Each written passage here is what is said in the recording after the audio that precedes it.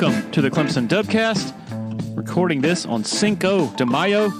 Paul Strelo and I at TigerIllustrated.com in the middle of a pretty fun project.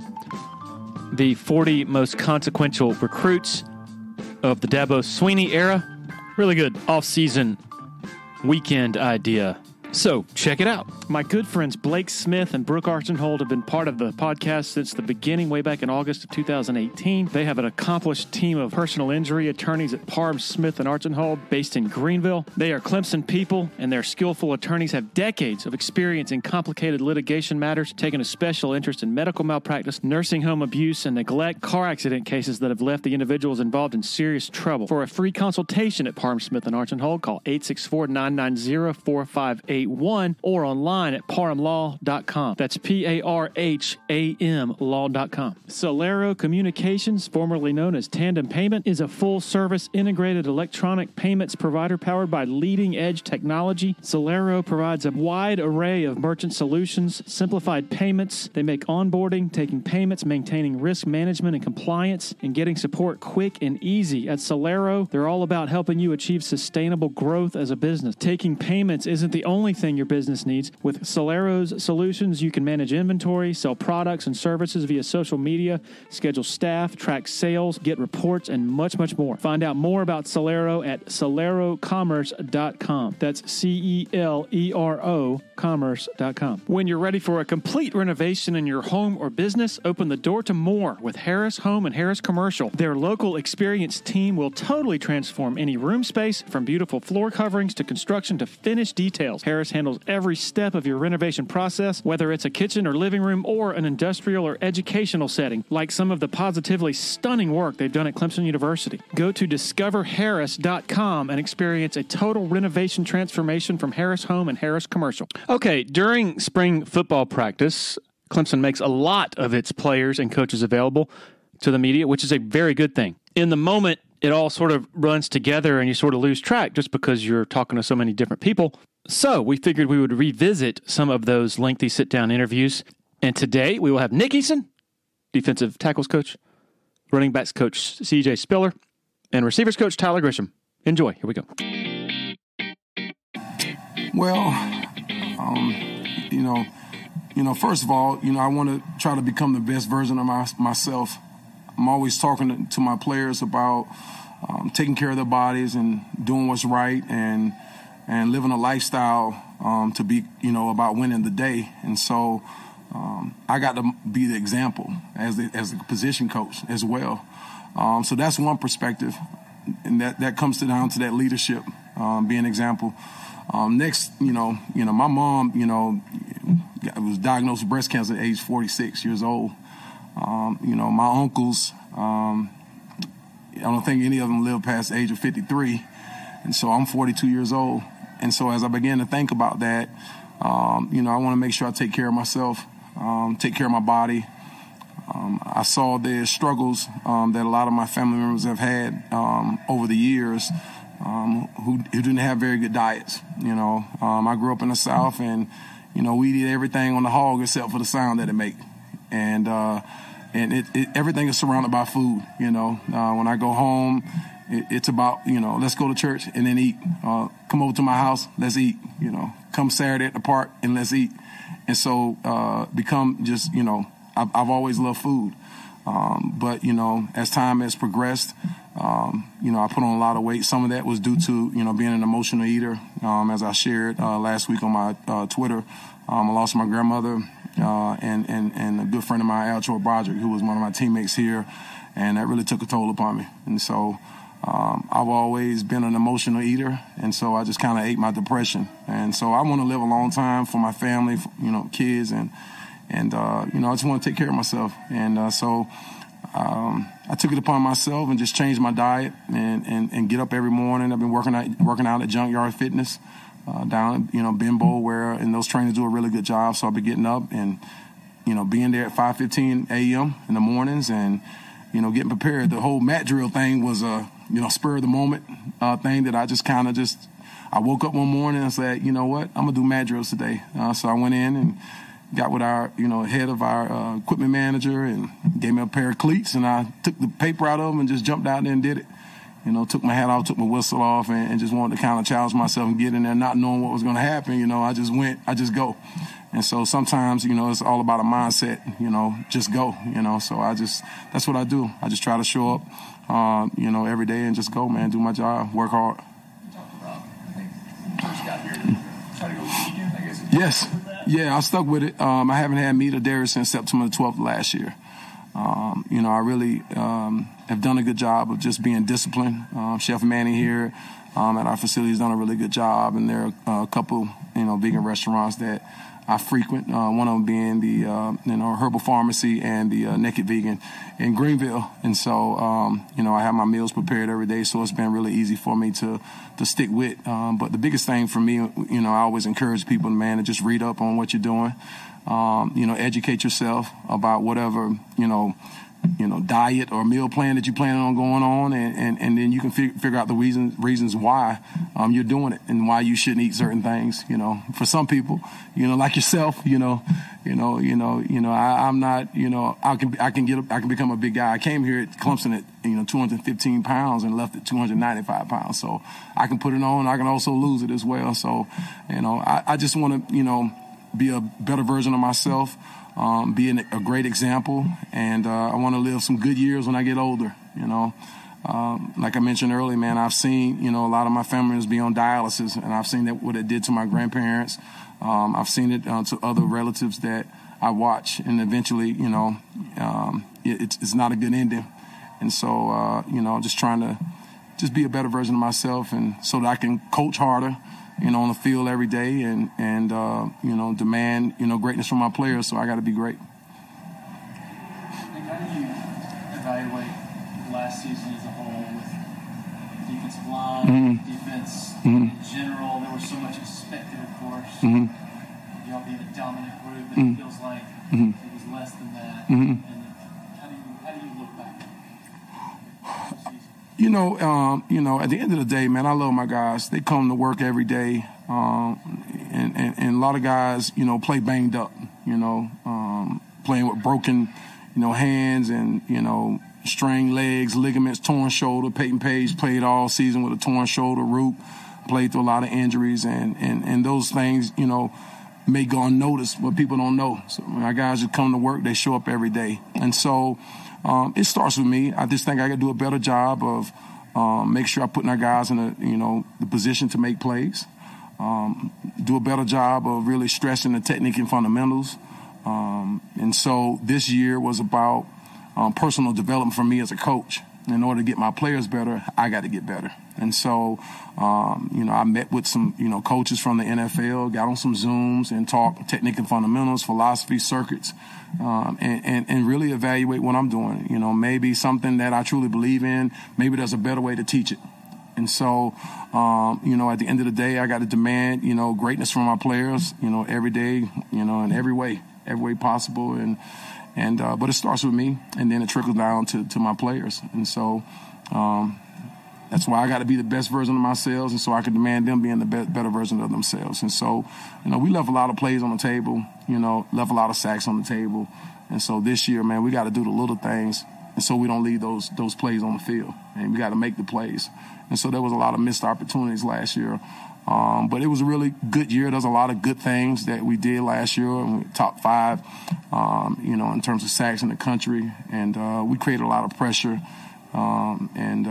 Guys played hard, man. They played through some adversity. You look at Brian Brzee, the things that he went through last year, and even made a 3.0, the highest GPA he's ever had since he's been here. And just fighting through the adversity, had some issues, going on with his body where he missed some games. And, it goes on and on and on. Tyler Davis, as well, played through injuries. Trey Williams played through some injuries. DeMonte Capehart played through some injuries. And they just showed up every day. And so I'm really proud of them for what they did last year. And so, when you're at a place like Clemson, we have high expectations and high demands. And so, I got to do a better job as a coach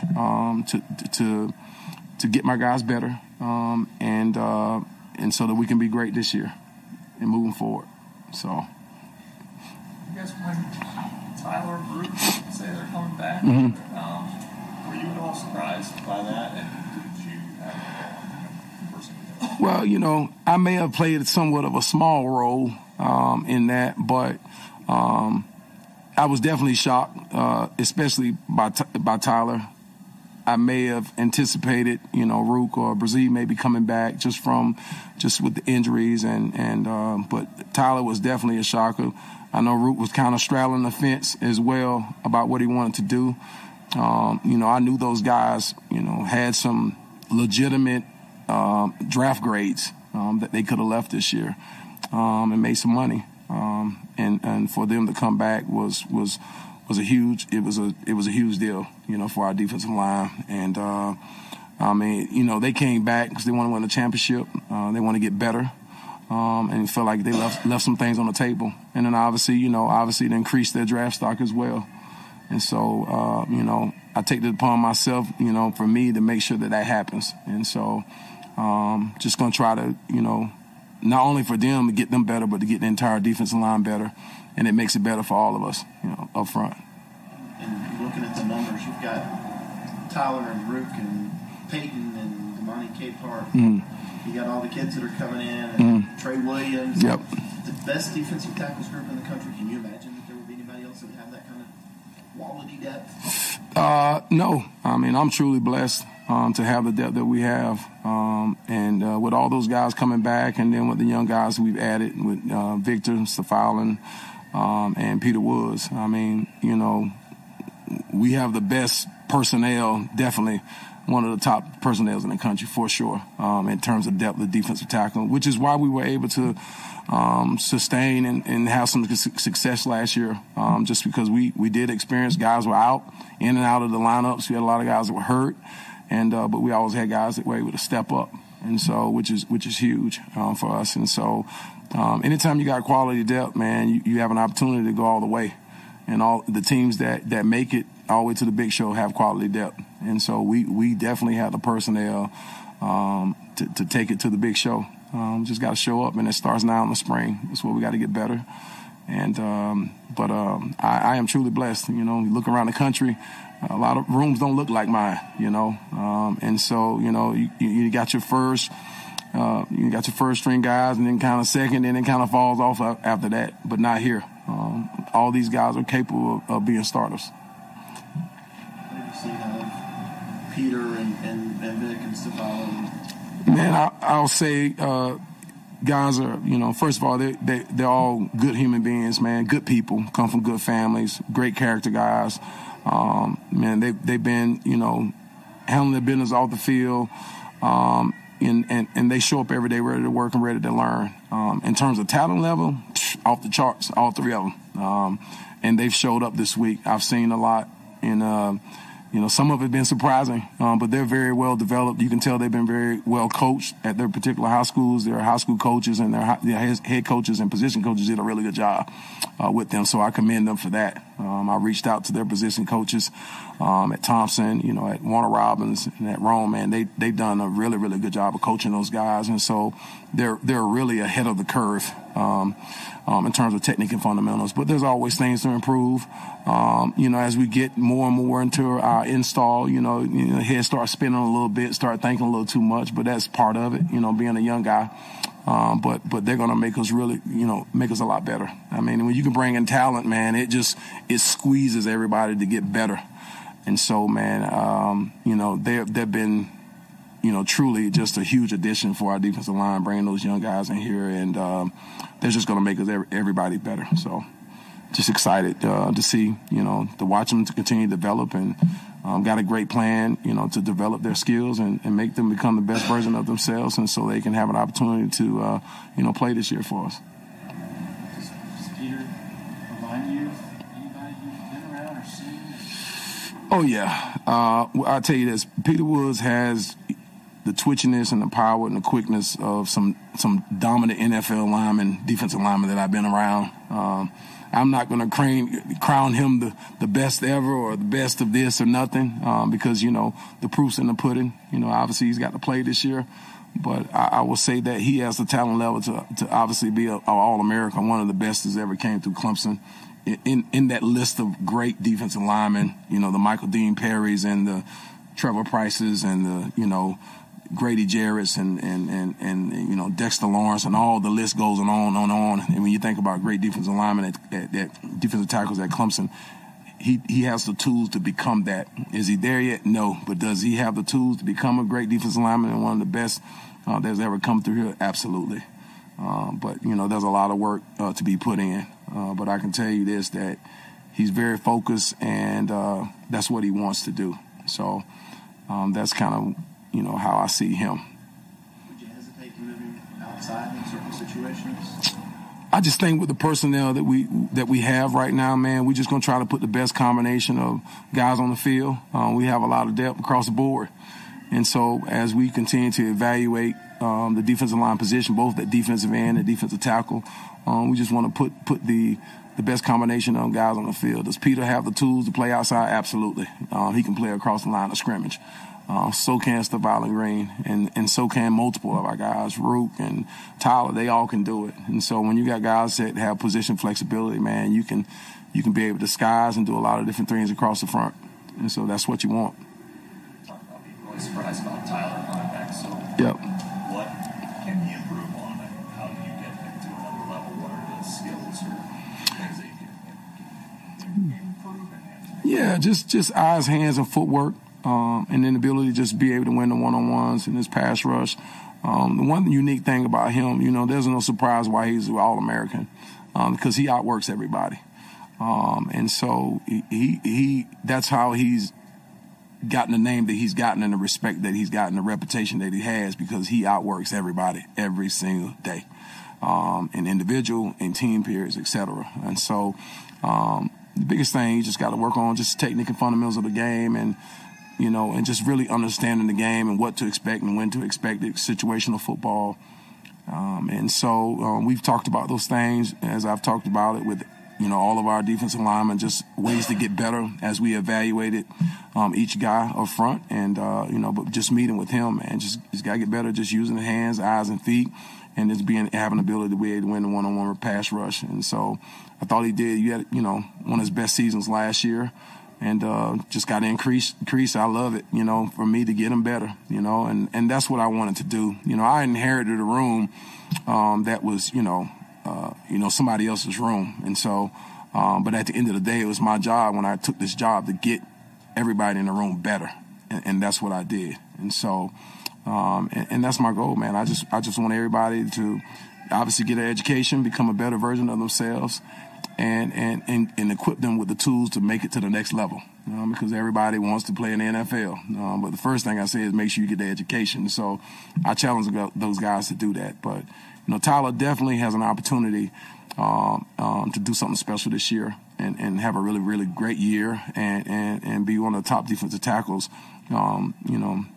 of all time that's played here at Clemson, as well as, coming up next year for next year's draft. So, but right now, man, I think he's just focused on being the best version of himself in the spring, and so that he can be ready to go chase the national championship this year, as we all are. Rook's in a yellow jersey, yellow. Yep. What can he actually do, and what can he actually work on this spring to kind of? I mean, Rook has been somebody that's always done a really good job of coming in and spending a lot of extra time watching tape.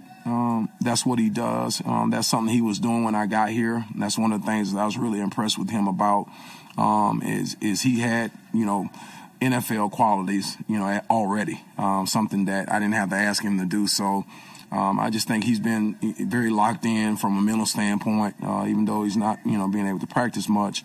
But he's doing a good job coming in and help coaching up some of the young guys.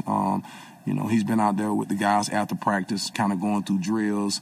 But he's being locked in, taking really good notes, and just make sure you understand the defense. There's some new things that we're doing.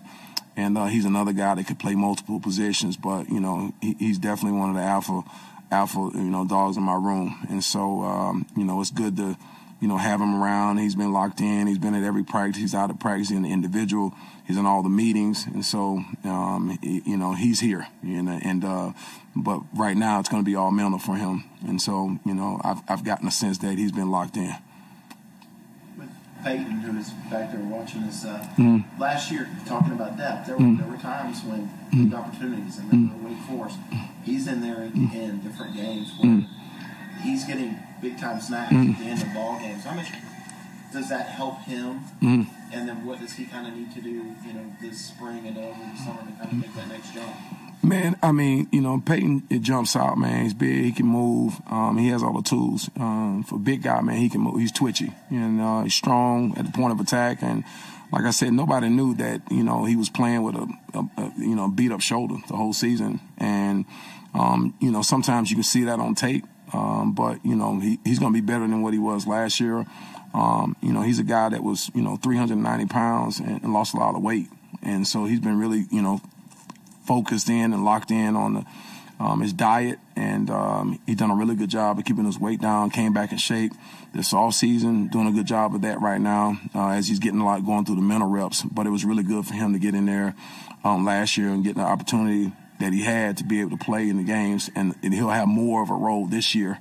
And so just kind of, some of the things we're doing. So really excited to see what he's going to do. He's definitely got the attention of a lot of people on the next level because they like his, height, size, weight.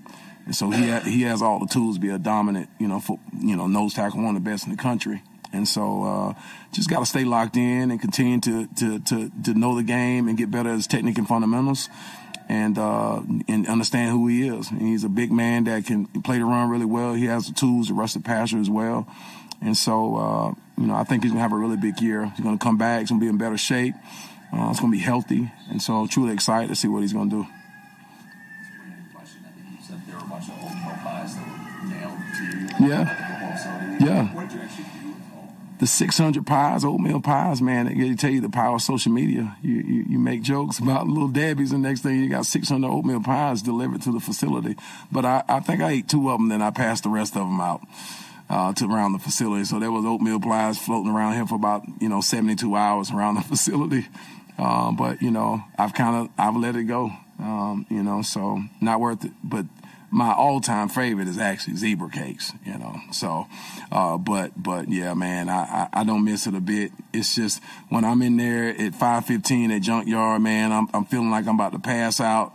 Man, and if I see a snack, which I ran into a couple snacks today, surprisingly, I went to, we had a little cookout. Robert Caldwell had a little, an appreciation for our grounds crew. I go over there, there's fried fish, and there's hush puppies, there's French fries, and there's Little Debbie. And so, man, just gotta, temptation, it's not worth it for me anymore, and so, but I do miss it from time to time.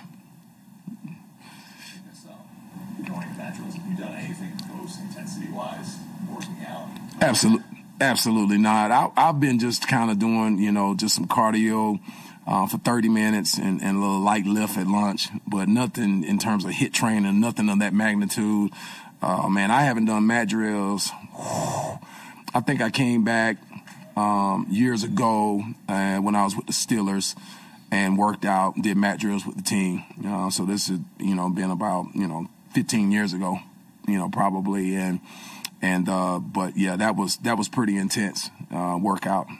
So I really took a chance, but I wasn't going to quit, and so I was either going to pass out or die, and the Lord is in charge of that part of it. So, man, I just went and go and see what's going to happen, but I knew I couldn't quit, and that couldn't happen. So. I knew the guys had the little side bets, we're going to say he ain't going to make it and this, that, and the third. But, man, it's really about, having the right mindset. What have you lost? I've lost about 62 pounds as of this morning and got 34 more pounds to go, just in terms of going for 100 pounds. And then even at that point, I was up to 392 pounds last September and heaviest I've ever been in my life.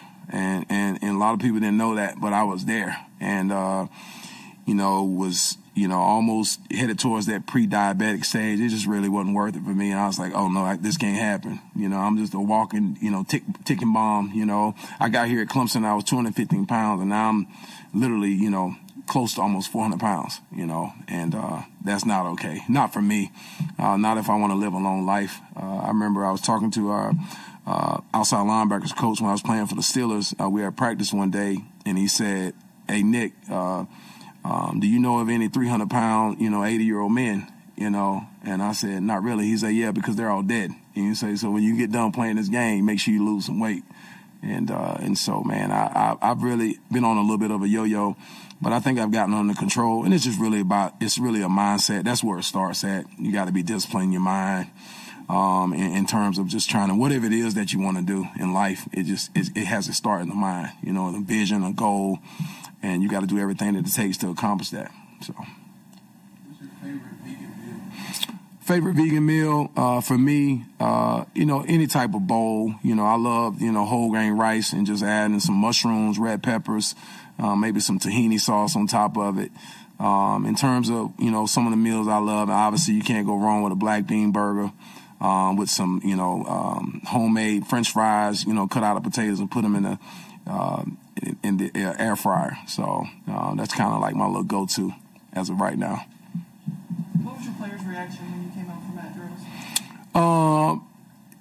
Shocked, surprised, like, oh, you really fit to go through mad drills,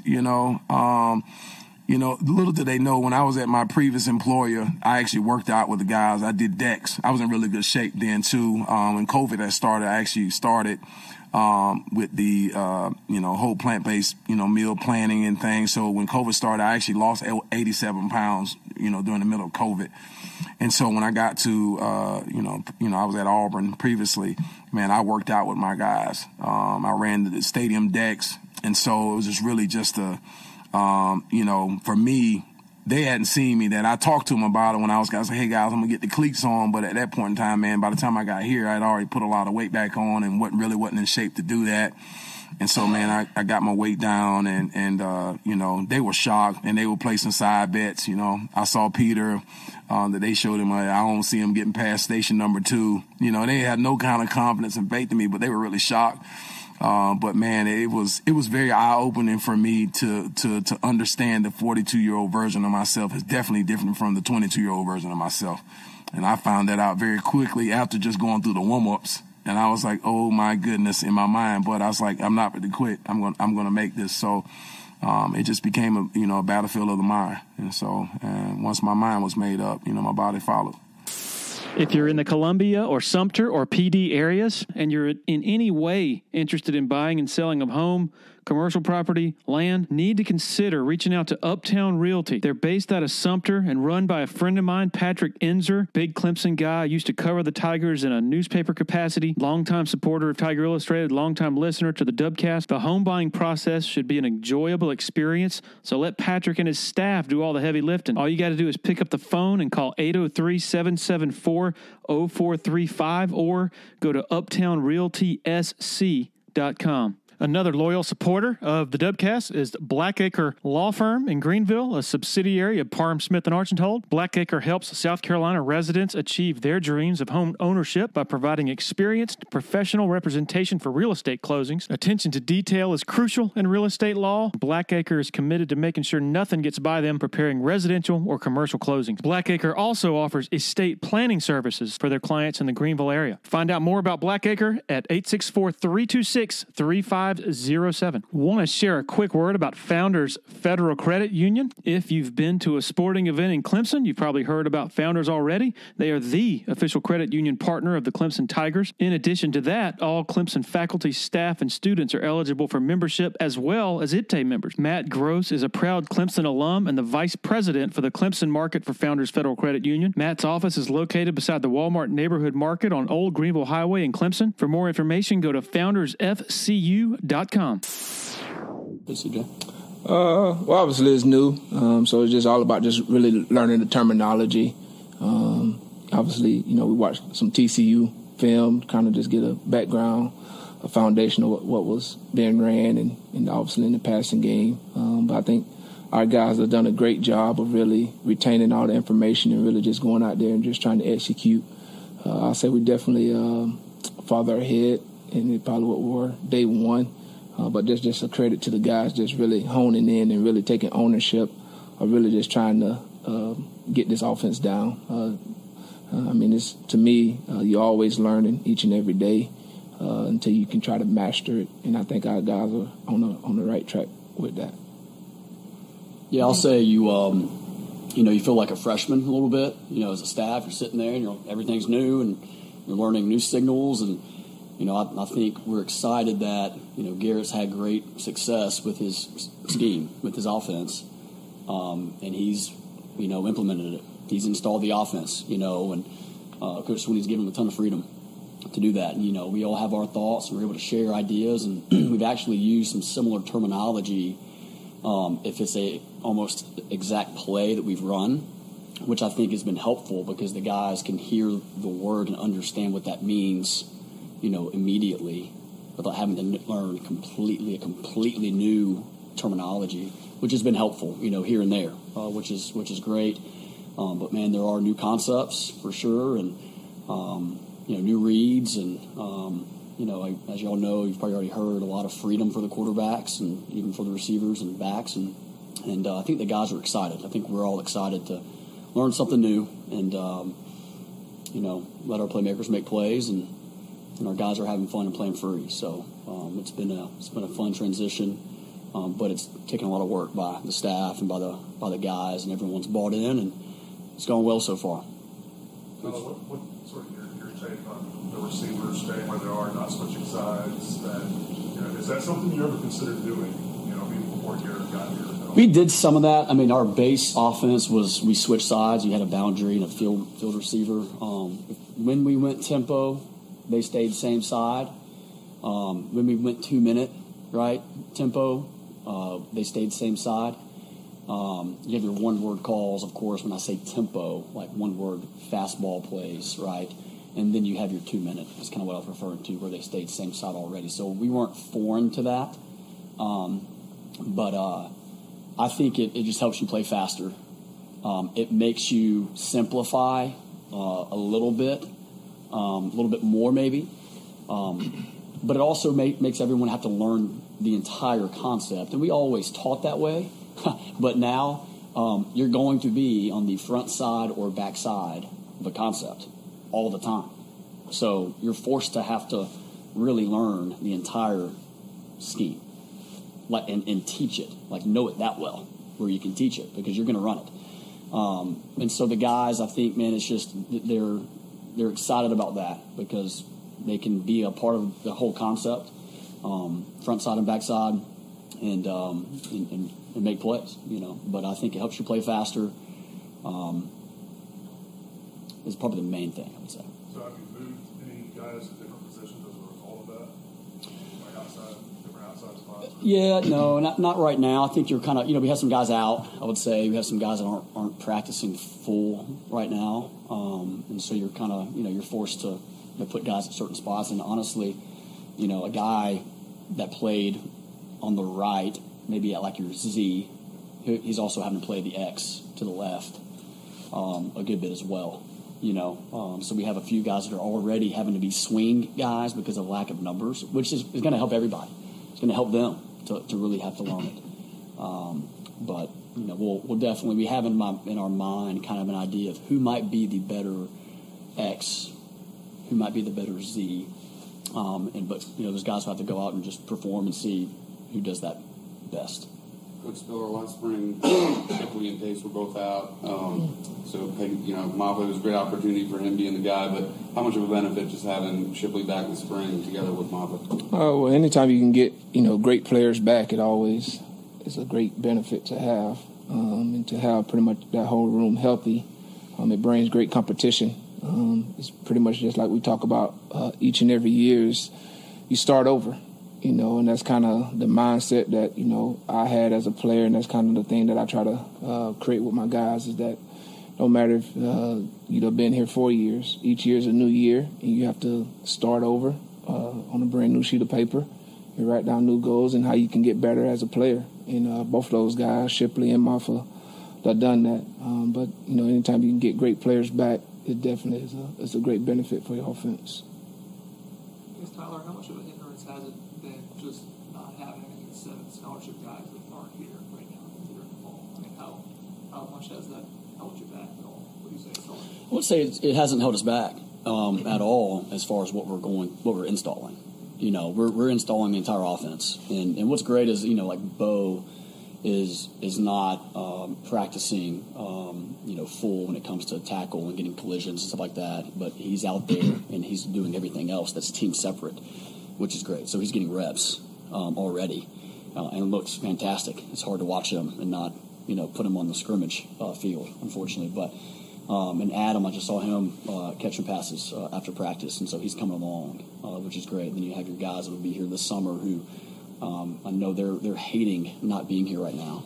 I mean, they really are. Everybody wants to be here and compete and learn the offense and be with the guys, But they'll be here soon enough, and they'll help us. But as far as installing, it hasn't hindered us whatsoever. Is Troy back yet or doing anything? He is. He's still recovering. Not quite as far along as we had hoped. But it's one of those things that there's no need to get him re-injured. Let's get him fully healthy. And so he's learning. And he actually ran a very similar offense in high school. And it's funny because some of the terminology was a little similar, at times. And so it was encouraging for him, because you're sitting there and everyone's like, all right, I've got Noble who's here and he's a freshman. Well, guess what?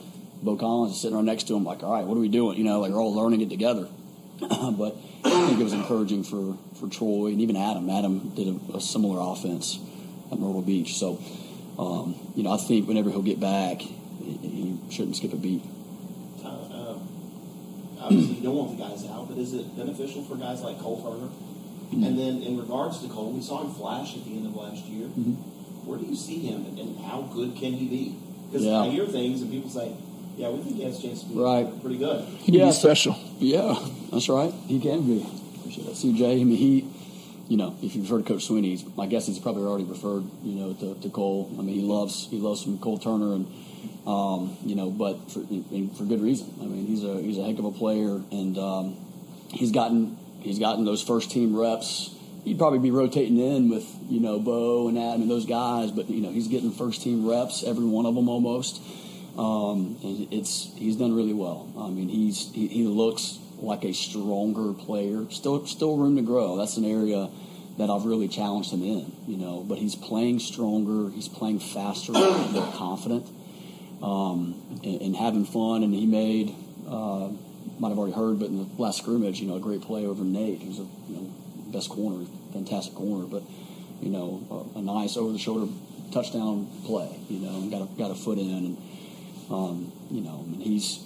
He had a play today that he didn't finish a little 5-step glance route. Kind of had a corner draped on his back, but came back almost maybe 2 racks later and had the same route and same scenario, defender draped on his back, and made the play for the first down. And so he's pushing through, makes a mistake, doesn't let it get him down. Learns from it, moves on, and I think what I really appreciate about him is that it's not too big for him.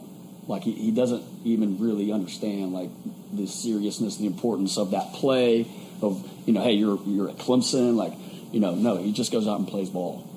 And I love that. That's kind of like Renfro.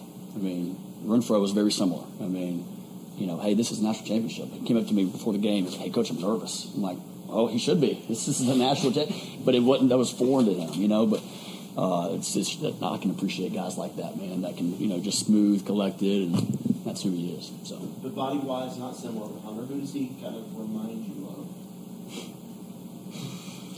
of? You need to ask Taj Boyd. I'm not going to say it. I'm not going to say it. I'm going to ask. What? Taj says nuke. You've already heard that, huh? I wasn't going to say that here. No, it's he's got. It's hard to say. He reminds you of Ed McCaffrey, Denver Broncos. Okay. Yeah. Faster. I like that. That's who he is. He put his head down. He can be very special, but I can see Ed McCaffrey when you think about it. Just very similar body types. That's a good point. CJ, do Will and Phil can they be the best 1-2 punch backfield in college football? I mean, that's up for y'all guys to decide. I mean, them guys are self-motivated. I mean, they self-driven. They don't get, obviously, in today's world, they see all the stuff that's out there, but, we don't sit there and, discuss, hey, let's be, the best. obviously you want to be the best, but, that's up for, the media to decide that. The only thing we can do is, for those guys to do, is just go out and perform and take it one game at a time, honestly, and don't get distracted by the external stuff that's written or that's said out there.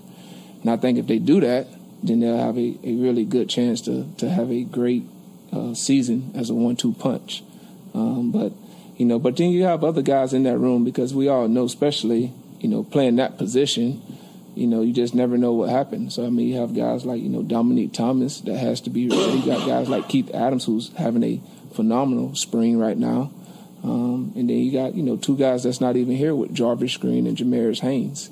So, it's a very competitive room, and those guys take great pride into that. And they know whoever runs out there, you represent the whole room.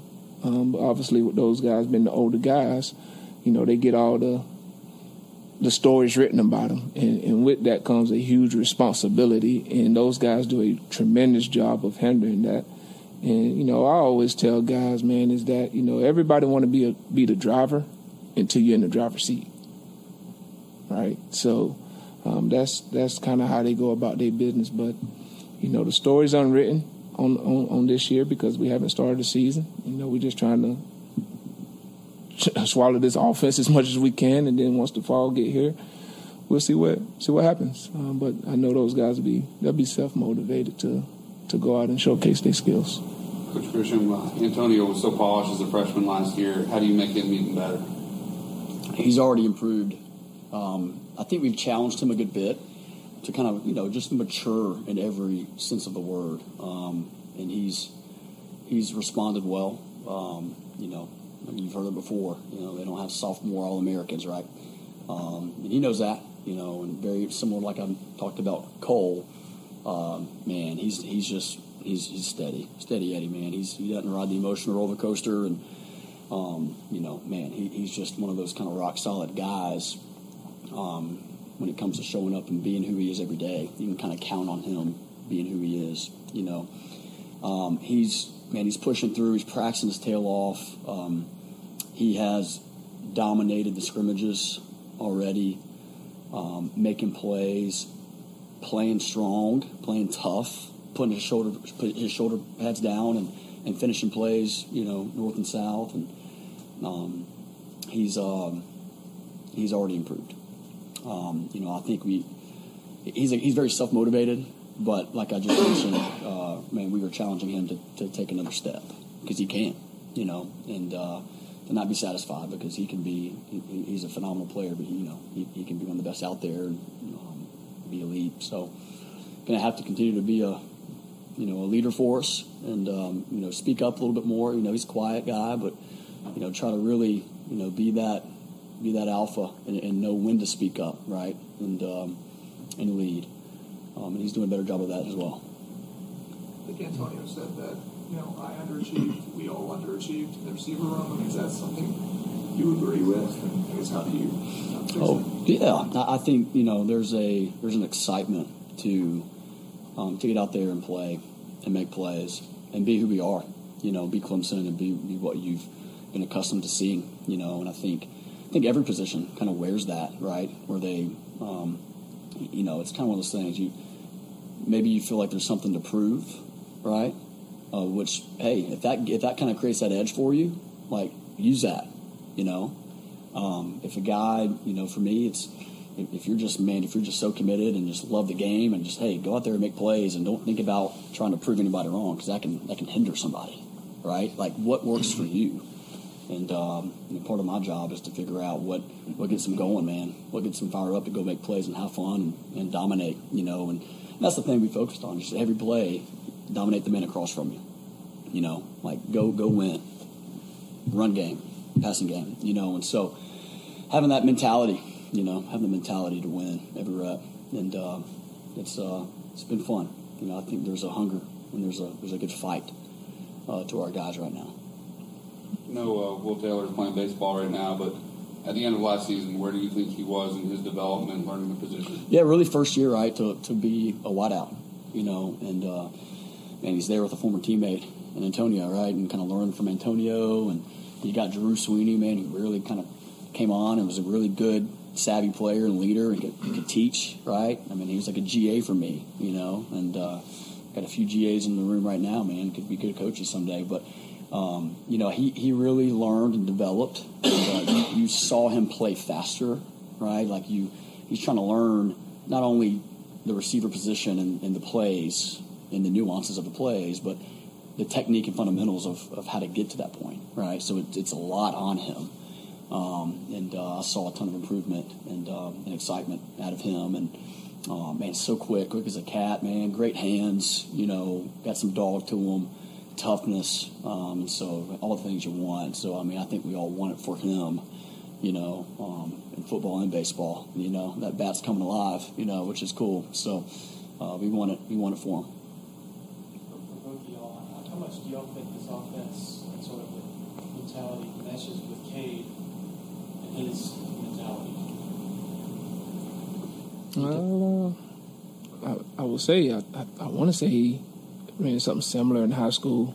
I mean, he's just one of those just natural leaders, so he can take very great command of the offense. And I think with this offense, it gives the quarterback that opportunity, that ability to really take command of it and really lead charge and be able to do things that you can see on the field. Because as coaches, you can draw it up and it look good on the board with X's and O's, but at the end of the day, the players have to go out there and play. And I think with this offense, he'll be able to go out there and communicate what he sees on the field and be able to come over to the sideline and communicate that with Coach Riley. So I think it's going to fit his personality and his mentality very well. Yeah, I'd agree. I mean, it's the first practice, right, of spring, new offense. You've got Cade looking out there and changing a route for a receiver. And we're trained to have our eyes on him because you're giving him freedom, right? And there's, not complete, like, do what you want. There's, play call, and there's a couple of things that he can be considering. But giving him answers and letting him trust what he sees, which is fun. And all the guys, like our first walkthrough where we did that, they all are like, this is awesome. Like, let's go. Like, this is great. Like, put me in the best route to get open for you, man. Like, they're all, so that was exciting. And so I think there's a little freedom there, which makes them feel like they have some control.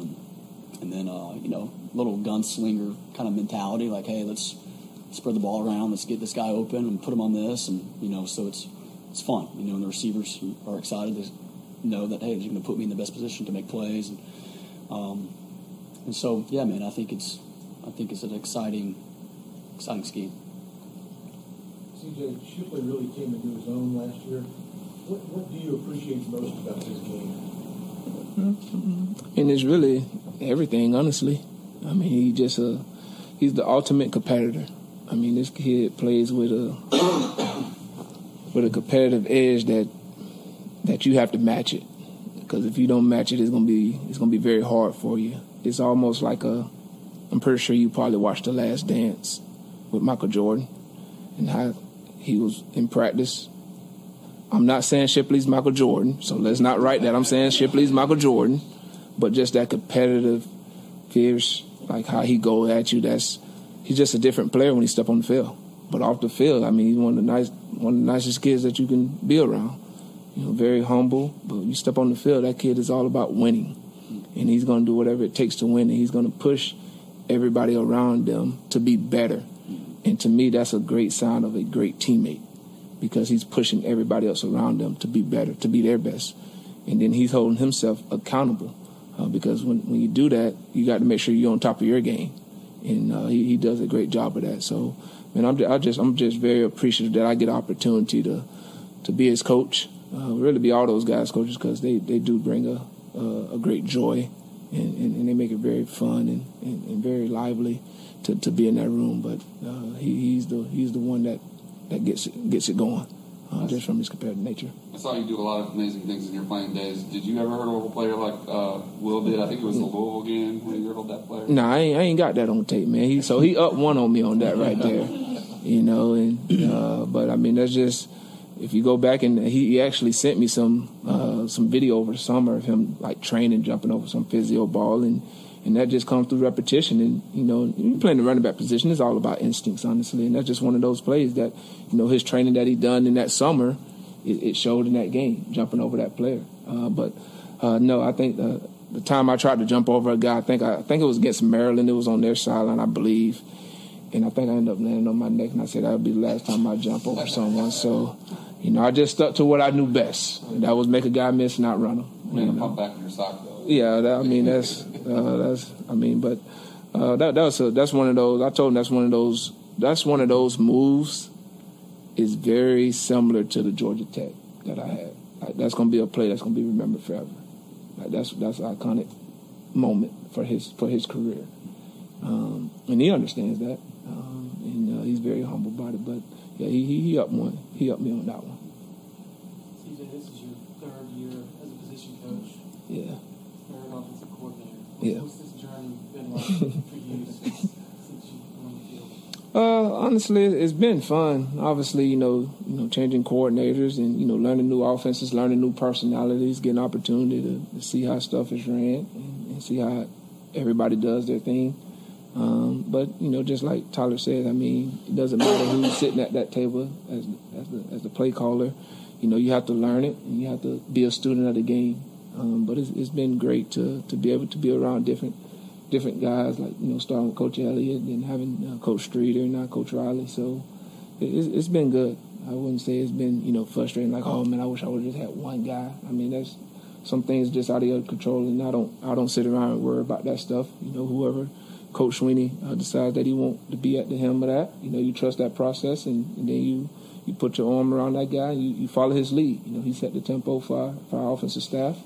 You follow his lead and you try to go out there and make sure that he looks great and make sure that our guys are ready to go out there and play. And so my responsibility is to make sure that the running backs know what they're doing and they go out there and they execute at a high level. But it's been great learning, from each and every one of those guys that I've had so far. What is the vibe like on the staff?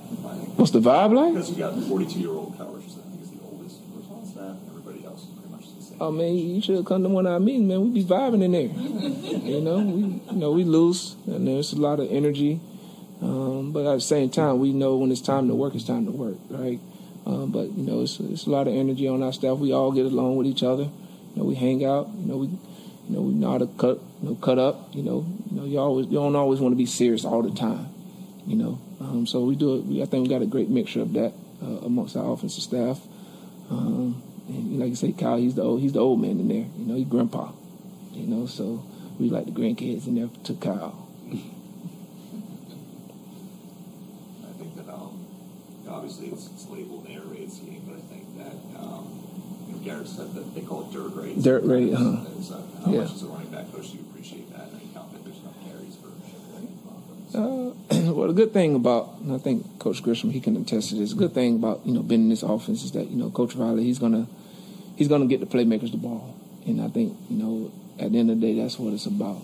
I know it's with him being his background and being up under the late Coach Mike Leach and stuff like that, and getting that label to air raid. But I think when it's all said and done, you have to run the football. When it's time to win championships and control the clock and do all that, you have to be able to run the football. And I think we have a great group of guys that can do that, and it starts up front.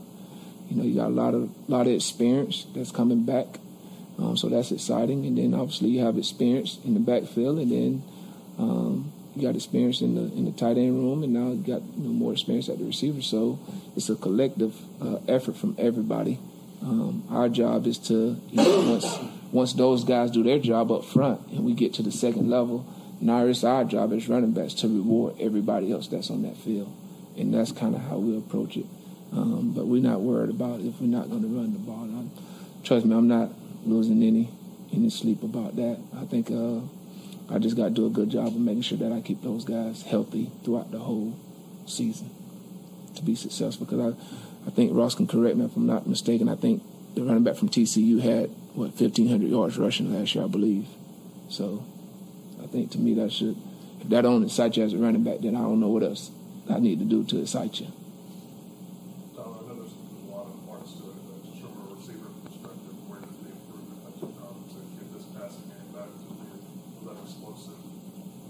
guys have been? Yeah, I think it starts in practice, man, with Cade and the rest of the crew, and the cohesion in practice is huge. And I think the way that we practice, you're getting a ton more reps at doing some simple stuff, like just throwing and catching more. Putting guys in. We've done a really good, ball security circuit, for instance. I feel like we've kind of talked as a staff. Garrett's brought some things. We've had some carryover when it comes to how you practice, and I really like what we've done in spring so far, and helping our guys get just a ton more reps, throwing and catching, and getting confidence from consistently performing well in practice, and it doesn't always have to be full speed. I think my wideouts, you run all day, but knowing how to take care of those guys, but still get repetitions on your slants, on your goes, on your, bang aids, on your, and we can slow it down and coach, and I think we've learned a lot from that, and I think we've already seen improvement, throwing and catching. You come watch a practice, and it's, there's 5 quarterbacks, and there's a ball being thrown to every single receiver in every play when it comes to certain teams' separate periods, which is great. And so, it comes from that. I think just having that cohesion, that chemistry, that confidence with one another on the field, and then putting them in the work. You're developing habits on your own.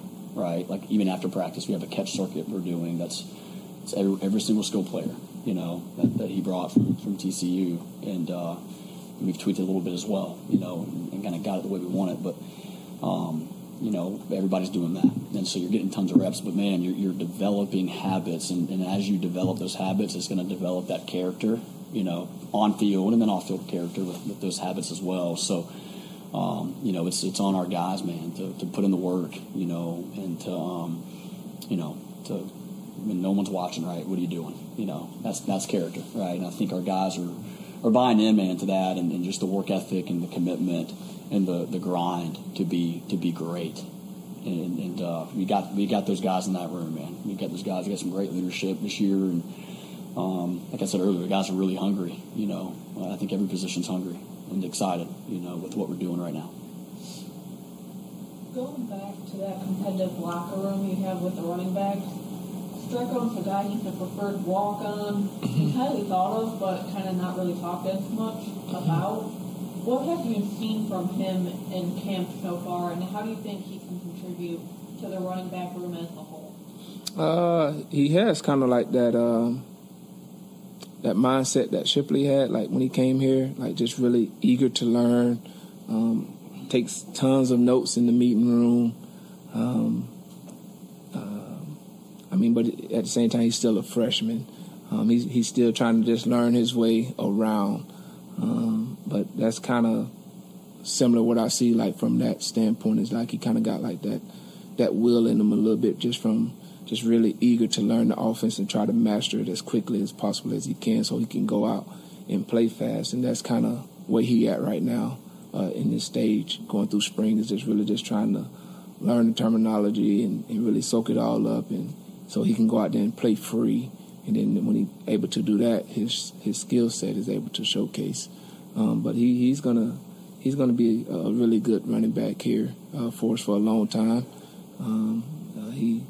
Right now, he's just a freshman trying to just find his way, figure his way around, and figure it out. But that's what you have 2 older guys in there for, to help bring those guys along. So he's going to be good. I'm glad that we was able to get him because he brings a nice little different little pace for us in the room. Do you think Dominique and Keith are pretty close in the pecking order, or is one separated from the other a little bit? Honestly, I really don't even do a depth chart, honestly. I'd be foolish to sit here and say, hey, one is over the other. Both of them guys doing a tremendous job right now, especially with a new system that we're in. They both bring something totally different to our offense. So I don't want to sit here and say, hey, one is over the other. every day is a resume update day, I guess you would call it. And both of them guys doing a good job of that. And that's what you want in that room, in any room, honestly, is just competition. But it'd be hard for me to sit here and say, hey, those guys are one is above the other. They both doing a tremendous job of taking advantage of the reps that they're given. I think Tyler, you're talking about Bo Collins. You wish you could get out there some of those team reps. I mean, what have you seen just in individuals in terms of how he's progressing as a player? Yeah, he's doing well. He looks strong. I mean, he's been working on. It's funny, like he's trying to he needs to add fat. Okay. Yeah, like he's walking around and he was at my meeting and he had like a bag of like candy. I'm like, "What you doing, dude? That's not it's not like you." And I mean, he's so trim that we're trying to add a little fat to him to help him out, and I don't even know why. I asked the nutritionist, like I guess it'll help him somehow. Okay, but he looks great. He worked on his body and that shoulder, trying to work around it, get it stronger, of course, but work around it. But he looks great. He's moving well. He's making plays. He's able to kind of looks like he'd probably say not full range of motion maybe right now, but it sure looks like it. I mean, he's making great plays out there. Great catch radius, and man, I'm just excited for him. This is a big year for him, really big year. And staying healthy is huge.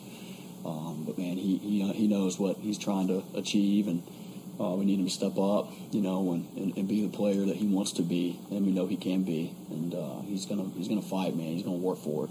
He's a worker, grinder, perfectionist. I mean, he wants to be elite. So, but he's done well.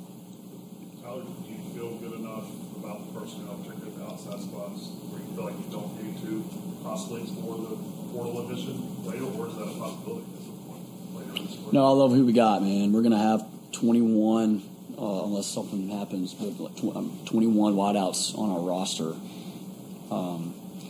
as it stands today, and it's a lot, right? And so our guys know we've got guys coming in this summer that would like to play, that are going to compete. You see Antonio. I mean, Adam Randall was competing to start in the spring before he got hurt. I mean, we're bringing in guys that want to play and that can, and so it's going to be competitive. But man, it's I'll say this: we've got a great room with a ton of respect for each other, and a ton of support. That's huge, right? Unselfishness, right, is going to be big because we're going to have plenty of guys that can make plays. And so I'm excited about who we have and really, line up the scoreboard with the guys that we do have. So. As you mentioned, Adam, how was he handling kind of the stops and starts? Obviously, he had a great spring last year, and then torn ACL, and then played a little bit, and then he's out again. I didn't catch the first part of that. Randall. Right. What about? So how do you think he's handled the stops and starts? The stops and starts? Yeah. Yeah. Well, it's. I mean, he's gone through it, man, and he's got great parents. Wanda and Jerome are phenomenal, and so I think he's got a great foundation, faith, and work ethic, and I mean he recovered really fast from an ACL, right? And then this little deal here, I don't even know fully. You can ask the doctors on what took place there, but another surgery.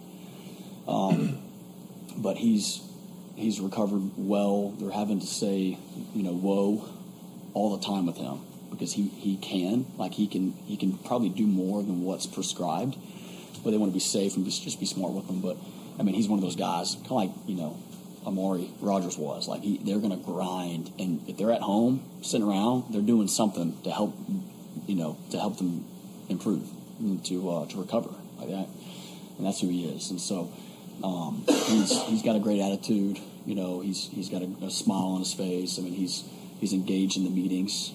He's taking notes as if he's out there getting every rep, and that's who he is. And so yeah, I mean he's handling it well, and he's hungry too. I mean he hated how it went down last year because he wanted to be an All-American, and he could have been, but he's got his time. His time will come, and I'm excited to help him achieve his dreams. All right. All right. Thanks, guys. All right. Who y'all got? I know y'all got the final. Okay, where CJ got cut off there, he was asking, this was back during March Madness, he was asking all the reporters who they had in the Final Four. I didn't say anything because I'm a no bracket guy. I just like watching for the fun of it. Yeah, I'm boring. And honest to goodness, full disclosure, I just had to Google who won it. I forgot that UConn won it. So, yeah, this is a football podcast.